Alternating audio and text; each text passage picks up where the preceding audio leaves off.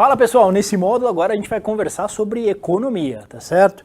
Economia não é uma parte preponderante da prova, né? Nós temos lá duas questões, né? Corresponde a 2,5% do total da prova, mas não tem quantidade mínima de acertos, tá certo? Então, de um modo geral, você não vai ser reprovado se errar tudo em economia, mas são duas questões normalmente bem tranquilas, então vale a pena aí para você colocar duas questões aí e somar os seus 70% no total. Legal? Então vamos lá, sem mais delongas. Essa questão é muito presente na prova, né? Diz assim, recentemente houve um expressivo aumento do dólar perante o real, ok? Dentre os índices de preço abaixo, qual deverá ser o mais afetado? Uma coisa importante para você se lembrar é que os índices que são atrelados ao atacado, eles normalmente têm uma influência muito maior da valorização cambial, ok? Então é muito mais rápida, muito mais direta. Os índices de preço ao consumidor normalmente vão ter essa influência com um delay maior, com um lag de tempo maior. Então qual que é o índice no qual o atacado pesa bastante? É o IGPM, Índice Geral de Preços ao Consumidor. Então sempre que falarem a respeito de valorização cambial e o impacto disso no índice, você vai lá seco em IGPM e manda bala, tá certo? O IGPM é muito suscetível à variação de preços no atacado, e a variação de preços no atacado está muito ligada à cotação do dólar, porque você tem uma gama forte da indústria e do comércio também, que acaba lidando com produtos importados. Legal? Muito bem. Presta atenção nessa aqui que o pessoal erra, essa aqui não teria por que errar. A inflação acumulada durante um período de 5 anos foi de 32%. Legal? É correto afirmar que ao final desse período a queda no poder de compra será igual a... Qual será? Vamos lá. Então lembra do seguinte, poder de compra é sempre renda disponível sobre o custo de vida de uma determinada cesta, né, de produtos ou alguma coisa nesse sentido, né? Então é assim que você tem que pensar no poder de compra. Num dado momento, você tem lá R$100 que compra uma cesta de R$100. Então o seu poder de compra é 1, a base é 1. Então tenho R$100, consigo comprar aquela cesta de R$100. Ao longo do tempo a gente tem a inflação. Imagina uma inflação de 32%. O custo dessa cesta, o custo da vida, então vai para 132, tá certo? Então vamos lá. Vai para 132, mas eu tenho disponível aquela mesma renda de 100, tá certo? Então agora eu estou conseguindo comprar 76% só daquela cesta. Então o que vai acontecer? O meu poder de compra, ele é agora de 76% do que era o poder de compra inicial. Isso aí é muito importante. Se ele era de 100% e ele cai para 76%, poder de compra, eu tive uma queda de 24% no poder de compra, ok? Então você tem que fazer direitinho esse cálculo, né? Não dá para... Tem muita gente que fala o seguinte, pô, inflação foi 32%, eu tive uma queda no poder de compra de 32%. Não vai por essa linha não. Tem que fazer direitinho com a conta lá, vai ser sempre 100 dividido por... na verdade, poderia ser 1 dividido por 1 mais a inflação, que foi o que a gente fez lá, e aí você vai ter, então, quanto que é o seu novo poder de compra. Lembrando que se era 100% o poder de compra, 100% menos o novo poder de compra, e aí a gente chegou lá no 24%. Beleza? Então marca a alternativa A, acertou, vamos que vamos. Muito bem. Deixa eu conversar um pouquinho com vocês a respeito de política monetária, né? Porque cai bastante coisa sempre sobre política monetária, né? Sempre tem uma questão que fala sobre isso, né? Então, olha só, basicamente, a gente tem tanto o Conselho Monetário Nacional, que é o órgão normativo, quanto o Banco Central, que é o órgão operador da política monetária, né? E aí se utiliza comitês como o Copom e assim por diante. Eles estão muito preocupados em manter um equilíbrio monetário da economia. Então, uma dessas qualidades do equilíbrio monetário, um dos objetivos, é manter a inflação sob controle, né? E aí a gente precisa lembrar o que é a inflação, né? A inflação é um excedente de meio circulante que faz, né, com que os agentes econômicos não percebam ou percebam que aquele meio circulante que tinha determinado valor vai perdendo valor, ok? Então, quando a economia tem uma capacidade produtiva grande, né, ela consegue dar conta de produzir os bens demandados pela população, tudo vai bem. Agora, se a demanda começa a crescer bastante, tá certo? E os bens, a produção de bens, a oferta, ela não acompanha esse crescimento da demanda, o que acontece? Você começa a ter gente disposta a pagar mais, porque não tem oferta para toda aquela demanda. Então o preço dos bens começa a aumentar, ok? Então, esses movimentos todos levam à inflação. E aí o que o Banco Central faz, né? Qual é a política monetária cabível? De uma forma ou de outra, restringir a quantidade de moeda justamente para evitar o aumento nos preços. Quanto maior for a quantidade de moeda, maior será o aumento nesses preços, tá certo? Muito bem, esse é um ponto. O segundo ponto que a gente tem que lembrar é que a taxa de juros de uma economia, a taxa real de uma economia, ela nada mais é do que o preço do dinheiro, ok? Então olha só, quando há um excedente de dinheiro, né, o mercado tem muita liquidez, as taxas estão baixinhas, todo mundo está a fim de emprestar para ter uma taxa maior, então você tem uma grande oferta de dinheiro. Pela curva de oferta e demanda, sempre que você tem oferta exacerbada de algum bem, o preço desse bem cai. Então imagina que tem muito dinheiro sendo ofertado, bastante liquidez no mercado, a taxa de juros naturalmente ela cai. Porque a taxa de juros é o preço do dinheiro. Se eu preciso desse dinheiro emprestado, tem muito dinheiro no mercado, eu vou conseguir esse dinheiro a uma taxa baixa. Quando tem pouco dinheiro no mercado, então você tem uma política mais contracionista, né? Tá difícil tomar crédito, por exemplo, eu vou lá e busco empréstimo, eu vou ter que pagar uma taxa lá em cima, ok? Vou ter que pagar uma taxa alta. Por quê? Porque a demanda por dinheiro está maior do que a oferta. Então a taxa de juros ela acaba sendo um indicador de oferta e demanda pelo dinheiro. Então é importante lembrar disso também.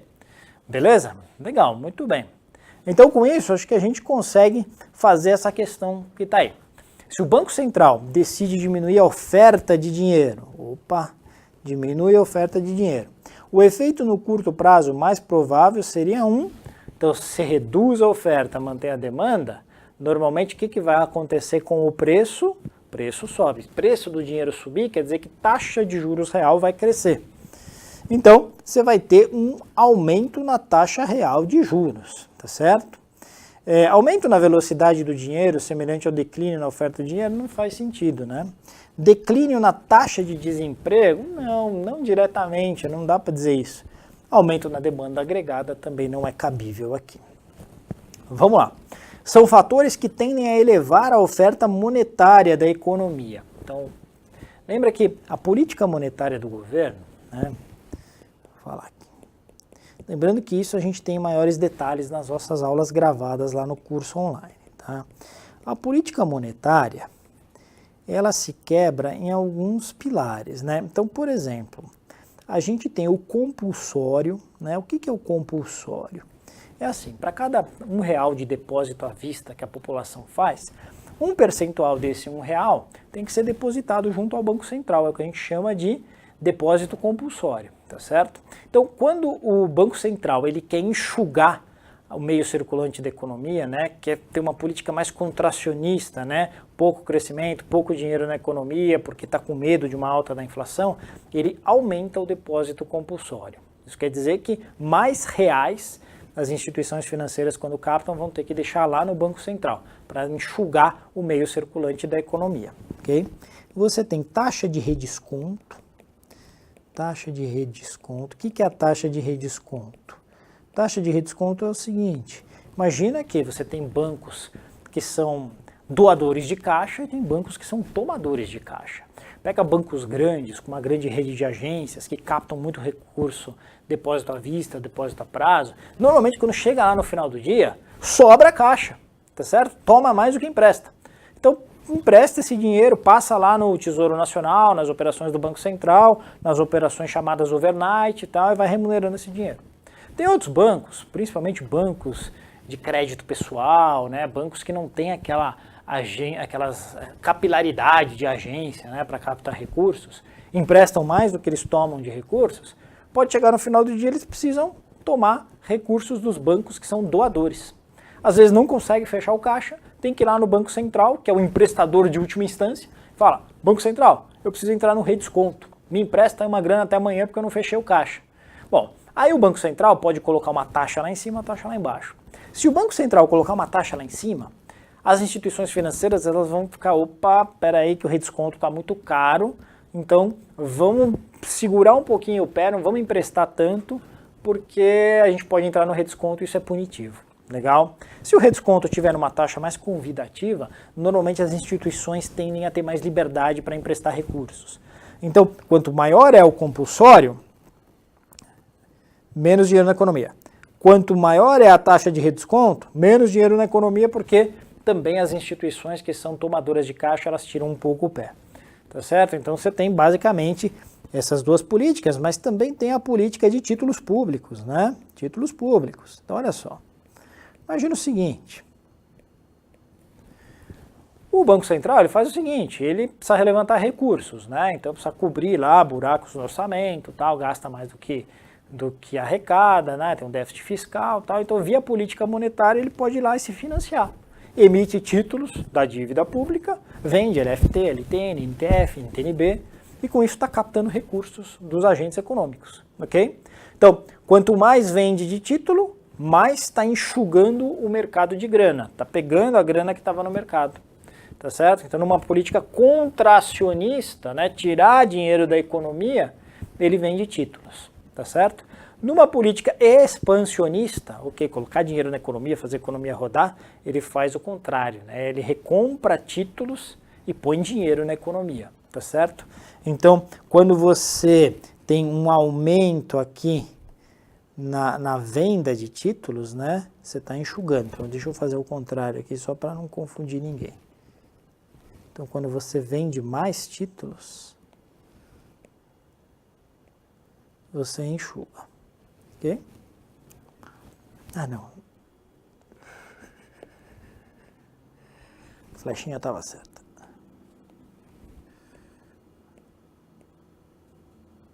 Porque tudo isso aqui está enxugando dinheiro, tá certo? Aumenta a compulsório, enxugou. Aumenta a taxa de redesconto, enxugou. Aumenta a emissão de títulos públicos, enxugou dinheiro da economia. Então, tudo isso aqui são exemplos de política monetária contracionista. Então, estou enxugando dinheiro para segurar a inflação. Muito bem. Fatores da economia que tendem a elevar a oferta monetária na economia. Se eu vou elevar a oferta monetária aqui, eu estou falando de uma política expansionista. Então, estou colocando dinheiro na economia, talvez por um momento de crise, de recessão, economia muito desaquecida, então eu preciso melhorar essa oferta monetária. Tá? Então, vamos lá. Diminuição do recolhimento compulsório. Legal. Se eu diminuo o recolhimento compulsório, eu estou aumentando a oferta de dinheiro na economia. Então, essa aqui, beleza, passou no crivo. Diminuição da taxa de redesconto, beleza. Se eu diminuo a taxa de redesconto, está menos punitivo, os bancos vão tender a aquecer a economia. Compra de títulos públicos pelo Banco Central. Se o Banco Central está comprando título público, ele está colocando mais dinheiro, beleza. Essa alternativa A eu gostei dela, já vou deixar marcada aqui, vamos ver as outras. Elevação do recolhimento compulsório. Pô, se eu elevo o compulsório, gente, eu estou enxugando mais dinheiro da economia. Então, isso não eleva a oferta monetária, tá certo? Então, já vou dar um xizinho aqui. Diminuição do compulsório, beleza. Elevação da taxa de redesconto. Não, se eu elevo a taxa de redesconto, está mais punitivo. A economia não anda legal. Diminuição do recolhimento compulsório, diminuição da taxa de redesconto e venda de títulos públicos pelo Banco Central. Pô, se o Banco Central vende título público, ele está recolhendo dinheiro. Então isso não é expansionista, ok? Então aqui está errado. Então a alternativa A é a correta, beleza? Você marcou a A, acertou. Vamos para o abraço. Considere as seguintes ações. Redução do... Vamos falar um pouquinho de política fiscal antes disso? Então, antes de eu entrar no exercício, a gente falou de política monetária, né? Basicamente, redesconto, compulsório e títulos públicos. Vamos falar um pouquinho de política fiscal? Basicamente, a política fiscal tem a ver, né, com o que o governo gasta e com o que ele arrecada, tá certo? Então, o que ele arrecada tem muito a ver com a parte de tributos, tá certo? Tributos. Então é uma conta, que nem uma família, né? A família ganha tanto, gasta tanto, aí você vê se ela tem déficit ou superávit. Se ela ganha mais do que ela gasta, tem superávit. Se ela ganha menos do que ela gasta, ela tem déficit, tá certo? Déficit público, superávit primário e tal, é basicamente isso também, né? Então, se arrecada mais do que gasta, superávit. Se arrecada menos do que gasta, é déficit, tá certo? Então, a arrecadação é base de tributos, né? E o gasto tem a ver com o gasto público, né? Gasto público, ok? Então, basicamente, o que eu tenho? Se eu quero uma política expansionista, né, de crescimento, eu tendo a dar uma piorada nas contas do governo. Por quê? Porque expansionista quer dizer que eu vou arrecadar menos tributos e vou gastar mais para fazer a economia andar, vou contratar gente, vou fazer, enfim, vou dar emprego e tal. Isso é ruim para as contas do governo, mas isso é bom do ponto de vista do desenvolvimento da economia, pelo menos no curto prazo. No longo prazo tem problemas. Legal? Muito bem. E numa política contracionista? É o contrário, aumenta tributo, reduz gasto do governo, tá certo? Para poder fechar a conta, porque às vezes o buraco está muito grande, né? A gente conhece isso muito bem aqui no Brasil. Legal? Muito bem. Então, mas lembra que política fiscal é isso, política monetária é o que a gente falou anteriormente, política fiscal é isso, precisa saber separar as duas coisas. Aí olha só, considere as seguintes ações: redução do consumo do governo, legal, redução do consumo do governo. 2, redução do recolhimento compulsório. 3, redução dos impostos. Então vamos separar primeiro entre política fiscal e política monetária? Então vamos lá. Redução do consumo do governo, isso aqui é política fiscal. Redução do recolhimento compulsório, isso aqui é política monetária. Redução dos impostos, política fiscal. Beleza? É isso aí. Olha a pergunta. Representa ferramenta de política fiscal expansionista apenas o expresso em. Bom, então o 2 não pode entrar porque é política monetária, tá? O 1 e o 3 são política fiscal. Agora, a pergunta é, expansionista, o que vai ser expansionista? Redução do consumo do governo? Opa! Então isso é para melhorar as contas, vamos reduzir consumo, tá? Mas isso não é expansionista, isso é contracionista, ok? Então essa aqui não é. Redução dos impostos, essa é expansionista. Então eu vou deixar de cobrar imposto para a economia andar mais, tá certo? O pessoal se animar a investir e tal, porque paga menos imposto, então vale a pena buscar o lucro e tal, e assim por diante. Deixa mais dinheiro na economia e vai que vai. Então essa aqui é. Okay? Então a correta aqui é a 3, somente a 3. Okay? Alternativa D de deu certo, tá certo? Legal, muito bom. A última de economia, vamos lá. Diz assim o enunciado: se o Banco Central deseja intervir no mercado de câmbio para desvalorizar o real frente ao dólar, ele pode realizar.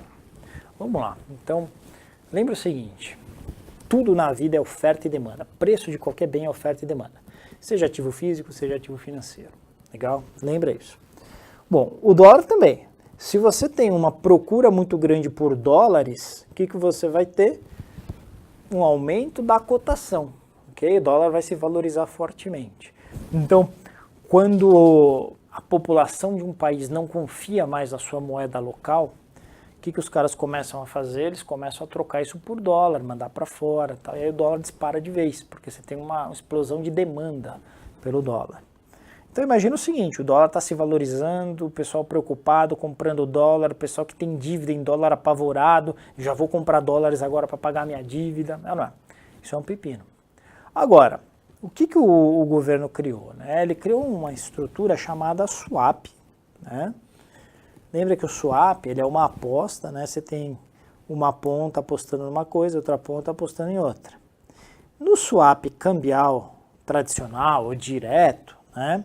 O que acontece? O mercado fica apostando aqui está o mercado, fica apostando no dólar, né? Normalmente é uma taxa, né? Então, sei lá, 6% mais PTAX, que é a variação do dólar, PTAX. E aqui você tem o CDI, tá certo? E quem fica no CDI, no swap tradicional? O nosso querido Bacen, tá certo? Muito bem. Aí o que acontece? O dólar está subindo desgraçadamente, o mercado fica apostando no dólar. Quando venceu o swap, a gente vê o que rendeu o CDI contra o que rendeu o dólar Geralmente o dólar vai ter rendido mais, não tem problema. O Banco Central vai lá e paga dinheiro em reais para esses agentes econômicos. Os agentes econômicos estão recebendo os reais e vão conseguir arcar com as suas dívidas em dólar, tá certo? Então é uma forma de você proteger o mercado, de você oferecer hedge para o mercado, beleza? Esse é o swap cambial tradicional. Swap cambial tradicional é usado na alta do dólar. O contrário, ou seja, se em vez de a gente ter essa configuração, tá certo? De Bacen numa ponta e mercado em outra, a gente inverter, então aqui ficar o Bacen apostando no dólar e aqui ficar o mercado apostando no CDI, isso se chama swap cambial reverso. E quando que isso acontece? Imagina o exportador apavorado, porque o dólar está caindo, 3,5, 3, 2,5, 2 reais, 1,80. E o exportador louco da vida, porque o exportador exporta em dólar, ele quer esse dólar lá em cima.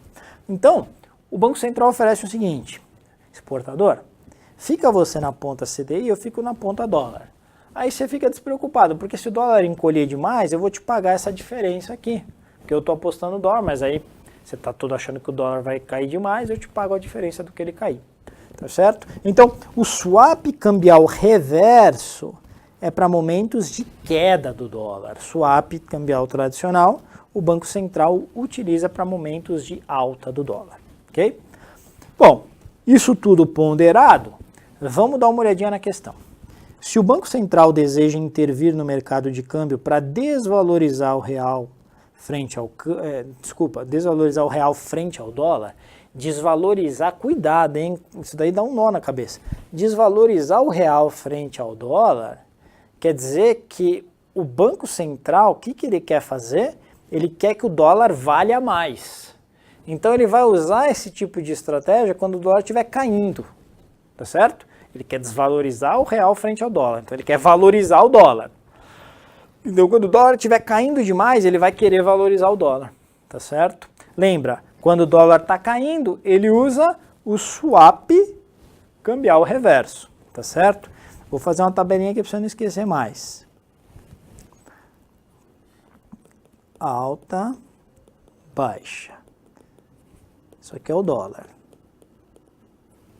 Então,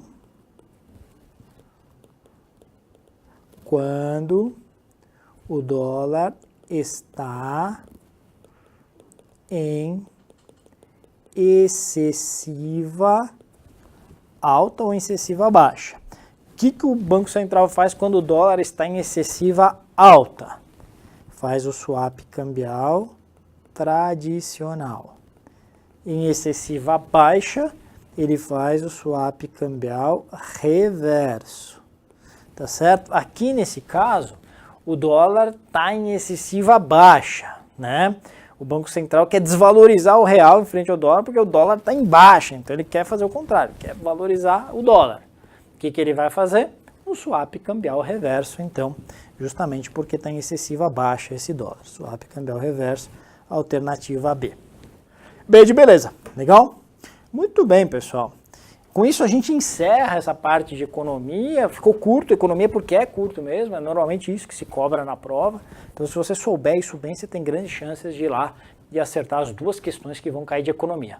Valeu? Continua com a gente, vamos estudar, vamos passar nessa prova aí. Não deixa de assistir as nossas aulas online gravadas, tá certo? Vai te dar mais segurança ainda, vai rever os pontos que a gente viu aqui no aulão e alguns outros aí, porque o tempo é limitado no aulão, tá certo? Mas manda bala, não deixa de fazer não. Valeu, abração, até a próxima.